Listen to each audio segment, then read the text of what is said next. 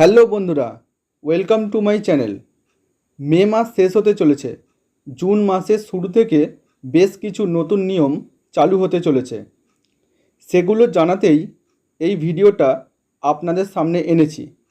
তাই ভিডিওটা স্কিপ না করে অবশ্যই পুরো দেখুন। প্রথমেই বলি আধার কার্ডের ডকুমেন্ট আপডেট বিষয়টি।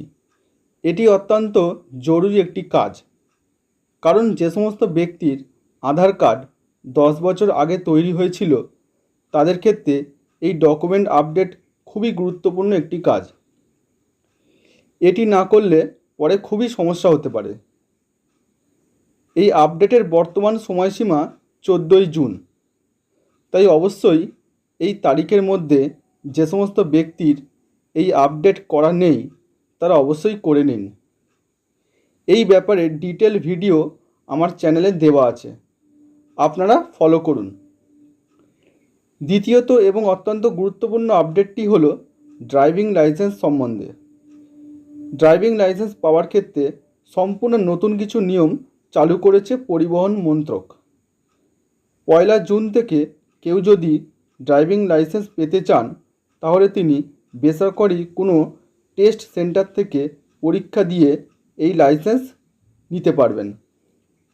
ওই সব সেন্টারকে সরকার থেকে অনুমোদন দিয়ে দেওয়া হবে। এছাড়া দূষণ কমাতে গোটা দেশে 9 লাখ সরকারি যানবাহন ধাপে ধাপে বাতিল হয়ে যাবে, কারণ এই যানবাহনের মাধ্যমে দূষণ ছড়াচ্ছে। পাশাপাশি স্পিড লিমিট ভাঙার জন্য এখন থেকে জরিমানা ধার্য হয়েছে 1000 থেকে 2000 টাকা। কোনো নাবালক যদি গাড়ি চালিয়ে ধরা পড়ে তাহলে 25,000 টাকা পর্যন্ত জরিমানা হবে।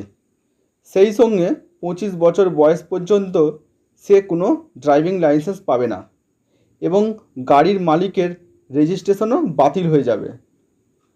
তাই এই ব্যাপারে খুবই সতর্ক হওয়া প্রয়োজন। তৃতীয়ত যে বিষয়টি দেখা যাচ্ছে সেটা হলো এলপিজি গ্যাস সিলিন্ডারের দাম। প্রতি মাসেই এই গ্যাস সিলিন্ডারের দাম ঠিক করে তেল কোম্পানিগুলো। মে মাসে কমার্শিয়াল গ্যাস সিলিন্ডারের দাম কমেছিল, কিন্তু ডোমেস্টিক গ্যাস সিলিন্ডারের দাম কয়েক মাস থেকে অপরিবর্তিতই আছে। এখন দেখার যে জুন মাস থেকে এই দাম কমে না বাড়ে, কারণ ভোট পর্ব শেষ হতে চলেছে। খুব শীঘ্রই আবার সরকার গঠন হবে।